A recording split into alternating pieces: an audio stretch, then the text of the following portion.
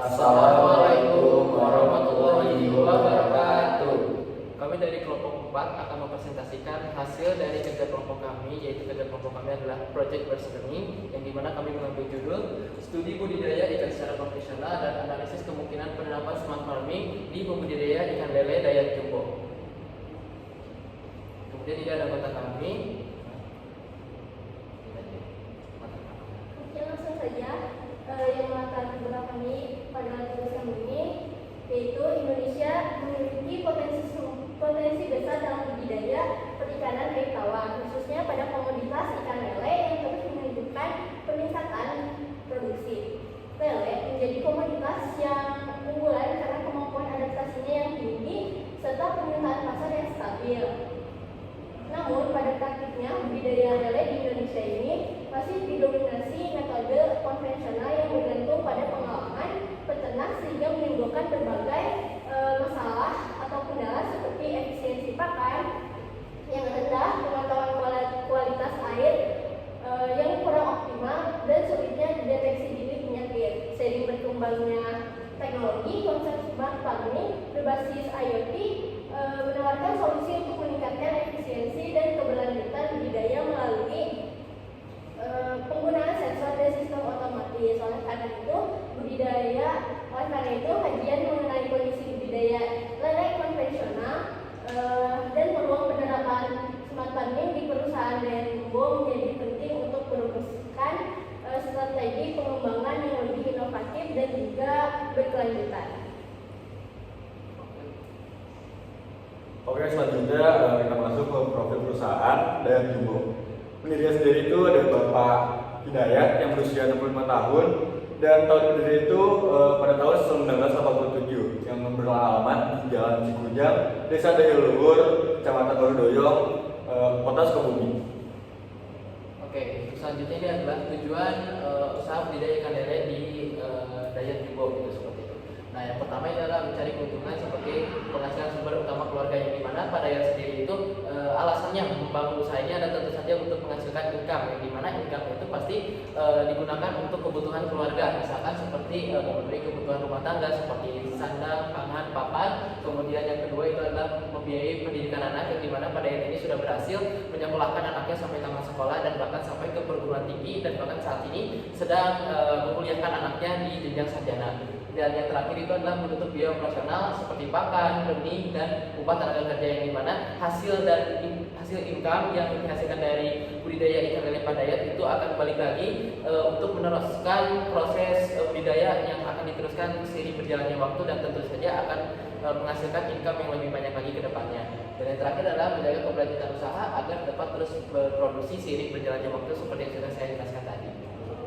Nah, kemudian ini ada layout dari usaha Dayat Jumbo, yang dimana kita di sebelah sini ada jalan raya yang mana dia itu bisa dilewati oleh motor ataupun mobil. Dan yang warna biru ini adalah rumah daripada itu sendiri, yang dimana pada Dayat ini memiliki dua fungsi. Yang pertama untuk naungan pada Dayat sendiri, baik itu istirahat ataupun melakukan membalikan energinya gitu setelah mengawasi ataupun merawat ikan-ikannya. Dan di sebelah sini itu ada yang bagian belakangnya itu digunakan sebagai penyimpanan kecil ataupun ruang penyimpanan, bukan disebut gudang ya, karena tidak fair kalau misalnya kita sebut gudang tapi nyatu sama ruangan lain. Jadi pada hari ini alat-alat itu disimpan di satu ruangan di bagian rumahnya gitu, seperti itu. Dan kita bisa maju ke sebelah sini, yang dimana sebelah sini itu adalah jalan setapak yang bisa dilalui hanya satu orang saja. Itu bukan lurus tapi ke bawah gitu ya, karena dataran itu merendah gitu ya. Ini turun, kemudian datar lagi. Nah, sebelum belok ke kiri, nah belok ke kiri yang itu bukan kiri datar tapi agak naik ke atas karena datarannya agak tinggi. Dan kita bisa lihat di sebelah kanan, yang dimana sebelah kanan itu adalah kolam ikan lele satu ya, itu sebutnya kolam ikan lele yang satu. Dan yang sebelah sini juga sama, ikan lele, kita sebut saja kolam lele yang kedua. Kemudian kita naik lagi ke atas ya, ke kanan. Kita bisa lihat di sebelah sini ada kolam beton kecil, yang dimana pada yang memiliki dua buah kolam beton kecil, yang dimana juga diisikan oleh ikan lele gitu ya. Kemudian kita turun lagi, di sebelah sini juga sama, kolam ikan yang dimiliki oleh Padayat itu sendiri. Oke, kita pindah ke sebelah sini, bagian atasnya di sampingnya gitu. Sebenarnya ini gang teman-teman, gang untuk sebenarnya kita itu pemukiman, cuman kan pemukiman itu tidak masuk bagian dari layoutnya Padayat ya. Nah, kita setelah maju ke sini dan kita belok ke kiri, dan kita belok ke kiri itu di belakang sebenarnya ini rumah-rumah, cuman kita sedang saya seperti ini. Di belakang rumah sendiri itu ada kolam padayat, 1, 2, 3, 4 ya. Ini kolam sedang padayat, kolam sedang nomor 4 yang dimiliki oleh padayat, mohon maaf. Nah, kemudian sebelah sini juga sama, kolam yang dimiliki oleh padayat, dan semua kolam yang tadi saya sebutkan itu adalah jenis kolam tanah gitu. Oh ya, sebelah sini juga masih ada, dan di sebelah bawah ya, kalau misalkan kita lihat POV-nya itu kita lihat ke kiri gitu. Nah, sebelah kiri juga sama, ini kolam sebenarnya yang berarti ke-6 ya. Nah, ini kolam sedang ke-6, dan ini juga berbasisnya kolam tanah seperti itu. Oke, selanjutnya kita masuk ke kendala yang dialami oleh pembudidaya ikan lele tersebut. Yang pertama itu pengaruh cuaca. Kenapa sih pengaruh cuaca ini mengakibatkan banyaknya kendala? Karena musim hujan itu bisa mengubah suhu air jadi drastis dan mengakibatkan kualitas air memburuk. Kemudian dapat mengakibatkan ikan menjadi stres dan rentan terkena penyakit. Lalu yang kedua yaitu penyakit yang menyerang ikan. Contohnya yang pertama itu ikan mas yang terserang penyakit bengkak insang yang menyebabkan insang membengkak, warna menjadi abnormal, gerakan menjadi lambat, lalu nafsu makannya menjadi turun. Yang kedua contohnya ikan lele. Seperti yang ada di sini yaitu bintik kumis dan keriting kumis. Yang ciri-cirinya berikut yaitu kumis menggulung, rusak, muncul bintik-bintik yang terjadi karena sensitivitas lele terhadap perubahan suhu. Lalu dampaknya nafsu makan ikan menjadi menurun, pertumbuhannya menjadi terhambat, dan risiko kematiannya menjadi meningkat. Oke, lalu di sini ada upaya dari pembudidaya untuk mengatasi kendala yang seperti sudah dijelaskan. Yang pertama itu menyebar garam ke kolam yang akan berfungsi sebagai antiseptik alami, menstabilkan kadar osmotik tubuh ikan, lalu memperbaiki kualitas air serta menekan bakteri ataupun parasit. Upaya ini efektif, murah, dan umum digunakan oleh pembudidaya konvensional. Lalu ada juga upaya yang direkomendasikan oleh kami. Sebagai berikut yaitu kelompok kami merekomendasikan sistem bioflok untuk menghadapi penurunan suhu dan penurunan kualitas air saat musim hujan. Karena aktivitas bakteri pada bioflok mampu menstabilkan suhu, menjaga kapasitas bersih, serta menurunkan amonia yang dapat memicu penyakit pada ikan mas dan juga lele. Aerasi terus menyuplai oksigen dan penggunaan probiotik meningkatkan imunitas ikan sehingga lebih tahan terhadap stres cuaca dan serangan patogen. Kombinasi dari molase sampai probiotik menjaga kestabilan flok dan penambahan penutup kolam dapat memperkuat pelindungan. Jadi secara keseluruhan bioflok efektif untuk menjaga kesehatan ikan dan meminimalkan risiko yang terjadi pada musim hujan. Ada pola tanam produksi yang di sini sebelah kanan ada pola tanam awal, terus yang di kiri ada pola tanam yang baru atau yang lebih efisien, teman-teman. Jadi bisa dilihat mengapa yang di sebelah kiri ini dia jauh lebih kompleks dan terlihatnya seperti lebih ribet dibandingkan yang pola tanam awal. Kami memiliki alasan di balik hal tersebut. Nah, bisa saya highlight terlebih dahulu bahwa di Dayak ini, pada Dayak ini tuh bukan hanya merawat ikan lele saja, tapi juga membudidayakan ikan mas, ya teman-teman. Dari Dayak yang merawat ikan mas dan ikan lele ini, menurut kami kurang efisien dan kami rekomendasikan pula untuk hanya merawat ikan lele saja untuk meningkatkan efisiensi seperti itu. Dan pun dari ekonomi itu juga mempengaruhi karena di pola tanam awal bisa dilihat kalau di panennya itu hanya 3 kali dalam 1 tahun, sedangkan kalau yang di sebelah sini itu dia bisa sampai 18 kali dalam 1 tahun, dan itu akan meningkatkan ekonomi daripada kolam padanya sendiri seperti itu. Dan pun dari SDM-nya itu pun juga bertambah. Dari yang tadinya pola tanam awal mereka membutuhkan 3 pegawai, sedangkan pola tanam efisien ini membutuhkan 6. Tapi itu pun dari kata efisien karena di pola tanam awal bisa saja dalam 1 minggu full itu pegawai dayat ini hanya fokus dalam pemberian pakan tanpa fokus ke dalam hal yang lain seperti perawatan air, perawatan lingkungan, dan lain-lain. Sedangkan kalau di pola tanam efisien kami pun juga menambahkan jadwal di mana bisa lebih dirawat lingkungan-lingkungan yang lainnya di luar ikannya, karena semuanya itu mendukung daripada pertumbuhan lele itu sendiri seperti itu. Nah, selanjutnya ada analisis kebutuhan tenaga kerja setelah perubahan pola tanam yang baru atau yang efisien. Nah, untuk kebutuhan tenaga kerjanya itu dibagi menjadi 12 bulan, yaitu 1 tahun, yang dimana pada 12 bulan ini dibagi menjadi 3 siklus dan dalam satu siklusnya itu berjumlah 4 bulan. Untuk kegiatannya pada bulan Januari ada persiapan kolam, penebaran benih, pemberian pakan, pengobatan, dan monitoring. Di bulan Februari ada pemberian pakan, pengobatan, dan juga monitoring. Di bulan Maret itu ada kegiatan pemberian pakan, pengobatan, monitoring, dan fattening. Untuk di bulan April itu ada pemberian pengobatan, fattening, panen, dan juga penyortiran. Nah, untuk bulan-bulan selanjutnya itu sama ya siklusnya, atau kegiatannya itu sama seperti pada siklus pertama. Nah, untuk perhitungan HKP-nya itu di persiapan kolam sampai dengan fattening itu membutuhkan 6 orang pekerja laki-laki, yang dimana mereka bekerja dalam 1 hari dan bekerja full 8 jam untuk waktu efektifnya.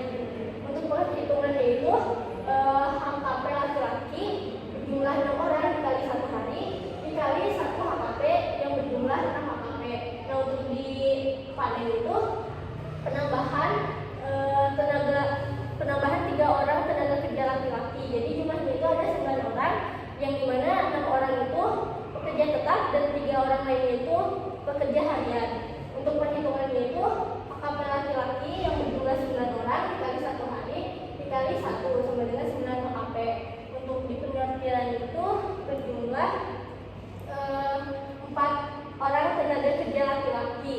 Untuk perhitungannya itu 4 orang tenaga kerja laki-laki dikali 1 hari dikali 1 yang berjumlah 4 HKP. Untuk selanjutnya itu penerapan teknologi smart farming. Untuk di budidaya dayat jumbo ini mereka tidak menggunakan teknologi smart farming. Alasannya itu karena perusahaan belum menerapkan teknologi smart farming, yaitu karena para pekerjanya itu sudah terbiasa dan juga sudah nyaman menggunakan metode konvensional. Dan juga untuk alasan lainnya itu karena mereka menganggap bahwa teknologi smart farming itu membutuhkan biaya yang sangat tinggi.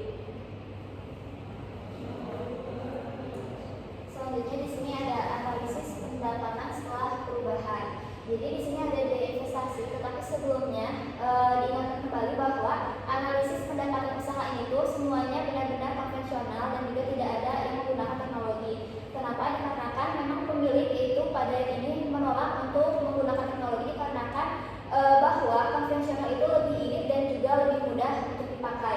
Dan di sini ada biaya investasi yang terdiri dari jaring, ember, bak, selang, peralatan, timbangan digital, cangkul, dan juga koret. Untuk peralatan ini ada penyusutannya yaitu sebesar 517 juta sekian, dan juga untuk nilai sisanya totalnya ada 136 juta sekian, dan juga harga per siklus totalnya ada 2.725 sekian.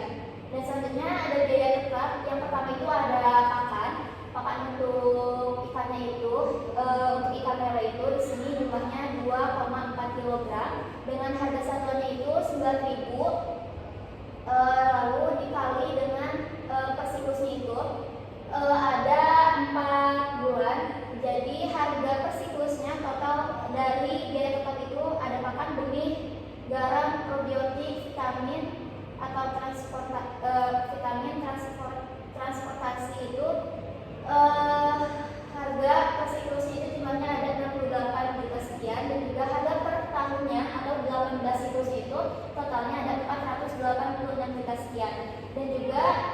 Oh, di sini ada kesalahan. Jadi yang di atas itu adalah biaya variabel dan yang di bawah ini adalah biaya tetap. Jadi biaya tetapnya ini tuh terdiri dari tenaga kerja tetap dan juga tenaga kerja harian, lalu yang juga ada penyusutan. Nah, yang tadi saya sebutkan di atas itu adalah biaya variabel, tetapi mohon maaf ada kesalahan dari kelompok kami dalam penempatan judulnya. Jadi untuk biaya tetapnya itu harga per siklusnya itu ada 2 juta untuk tenaga kerja tetap, 100.000 untuk tenaga kerja, tetapi dikali dengan 3 orang jadi ada 300.000. Tidak ada penyusutan dan juga untuk harga per siklusnya itu ada 168 juta untuk tenaga kerja tetap, tenaga kerja harian ada 1.800.000 dan juga untuk penyusutan itu yang dari kolom sebelumnya di sana ada dari biaya investasi itu sebesar 517.000 sekian dan juga untuk totalnya itu ada 170 juta sekian. Dan di sini ada penerimaan usaha budidaya ikan lele. Yang pertama itu ada penjualan. Jadi penjualan itu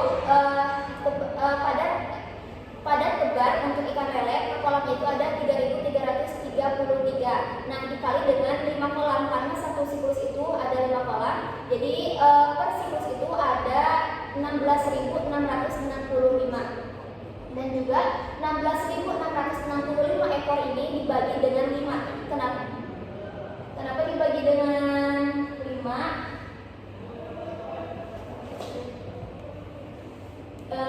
Baik, lanjut. Kenapa dibagi dengan 5? Karena diasumsikan ataupun kami diberitahukan oleh Padayat bahwa 1 kilogram itu berisi 5 ekor ikan lele. Jadi 16.665 ekor dibagi dengan 5 yaitu menghasilkan 3.333 kilogram.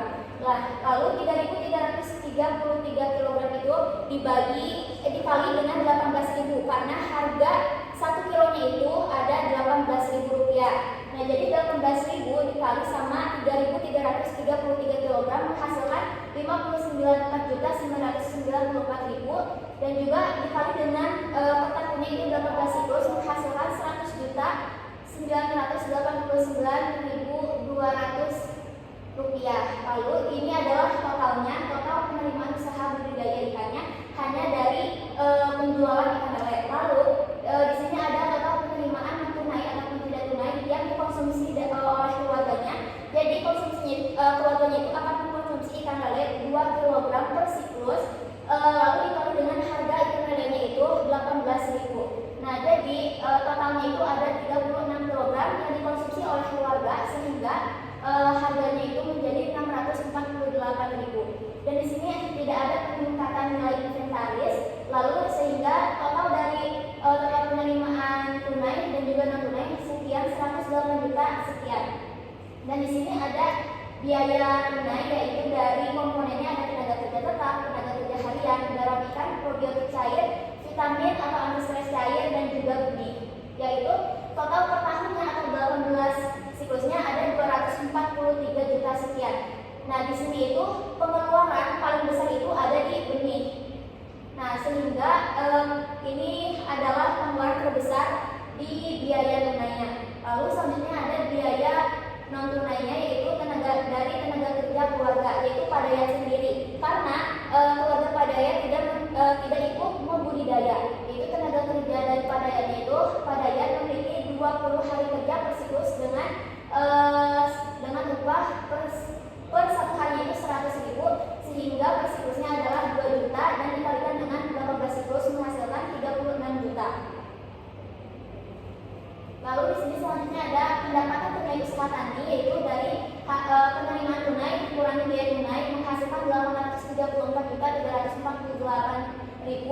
Lalu di sini ada pendapatan total usaha budidaya ikan dari penerimaan tunai ditambah penerimaan non tunai dan juga dikurangi biaya tunai ditambah biaya non tunai dan ditambah biaya penurunan inventaris. Tetapi di sini tidak ada biaya penurunan inventaris sehingga totalnya menjadi 798.996.000. Lalu selanjutnya di sini ada penghasilan bersih usaha budidaya ikan lele. Benar-benar dari hasil budidaya ikan lele saja yaitu sebesar 1.079.892.000. Nah, di sini itu tidak ada bunga pinjaman karena Padayat ini semuanya milik sendiri gitu. Dan juga nilai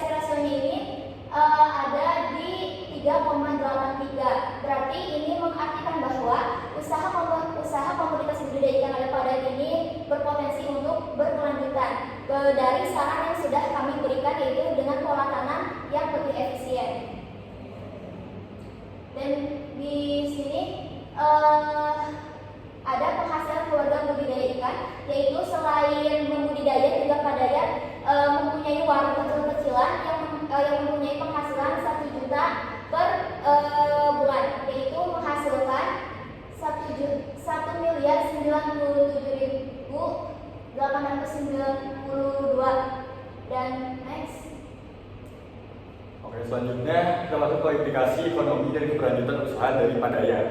Usaha budidaya Dayat Jumbo terbukti menguntungkan dengan produksi stabil kurang lebih dari 2 ton per siklus dan biaya operasionalnya yang efisien. Sistem panen bertahap, menjaga arus tetap lancar, dan juga mempermudah manajemen produksi. Pengelolaan kolam yang baik, penggunaan probiotik dan pengendalian penyakit, menekan angka kematian serta menjaga kualitas ikan. Dengan pengalaman penelitian peluang penerapan teknologi sederhana seperti aerator otomatis dan autofeeder, mungkin usaha ini memiliki potensi besar untuk terus berkembang sebagai agribisnis lele yang berkelanjutan juga kompetitif. Oke, baik, yang terakhir sekaligus terakhir ya penyampaian dari kelompok kami. Yang pertama kita bahas kesimpulannya. Jadi kesimpulannya itu adalah usaha budidaya ikan lele Dayat Jumbo itu terbukti menguntungkan dan juga layak dijalankan ke depannya, terutama setelah penerapan pola tanam yang efisien yang telah kelompok kami sarankan, yang membuat produksi akan lebih stabil, terstruktur, teratur, dan mampu meningkatkan arus kas, pengelolaan teknis seperti penggunaan bebot, probiotik, dan pembagian siklus produksi sudah cukup baik dan menjaga kualitas ikan serta menekan risiko penyakit yang ada di kolam ikan. Namun seluruh aktivitas budidaya ini masih dilakukan secara konvensional tanpa teknologi smart farming karena pemilik masih merasa bahwa metode tradisional itu adalah metode yang paling sederhana dan juga lebih hemat. Padahal analisis menunjukkan bahwa penggunaan teknologi itu dapat memberikan peluang yang sangat besar bagi usaha budidaya ikan lele Padaya untuk meningkatkan efisiensi, produktivitas, serta keberlanjutan usaha dari usaha budidaya ikan lele Padaya. Nah, saran kami adalah bisa menerapkan smart farming secara bertahap, walaupun memang yang namanya teknologi itu diterapkan itu butuh waktu, tapi setidaknya bisa diterapkan seiring berjalannya waktu yang akan meningkatkan output dan juga efisiensi dari hasil panen gitu. Kemudian yang kedua ada gunakan sensor kualitas air, tambahkan aerator ataupun pakan otomatis sehingga Padaya tidak perlu lelah-lelah ataupun bolak-balik memberikan pakan ke kolam-kolam ikan yang sangat begitu banyak gitu ya. Kemudian keempat ada lakukan pencatatan produksi rutin, dan yang terakhir ada beri pelatihan teknologi untuk para pekerja yang nantinya akan mendukung teknologi smart farming ini secara bertahap, karena yang namanya belajar itu pasti akan seiring berjalannya waktu itu bisa gitu. Seperti itu. Baik, ini selanjutnya ada dokumentasi yang telah kami lakukan. Ya mungkin boleh dibantu visualnya.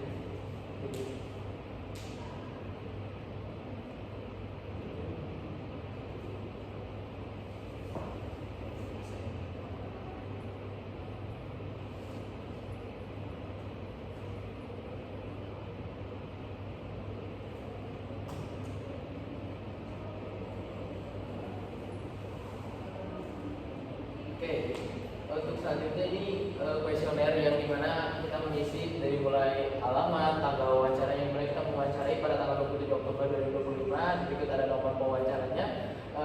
Kemudian yang ini adalah nama kelompok budidaya ikan lele yaitu Dayat Jumbo, dan status kelompok budidaya ikan itu adalah pemilik. Jadi pada itu memiliki usaha dari budidaya ikan lele tersebut.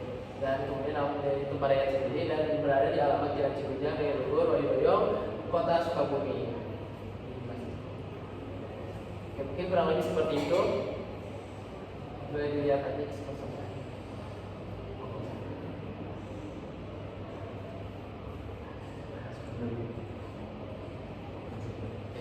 Baik, mungkin sekian presentasi dan juga materi yang bisa kami sampaikan kepada teman-teman semua. Mohon maaf bila ada salah kata dan ucapan. Kami ucapkan terima kasih. Kami tutup. Wassalamualaikum warahmatullahi wabarakatuh.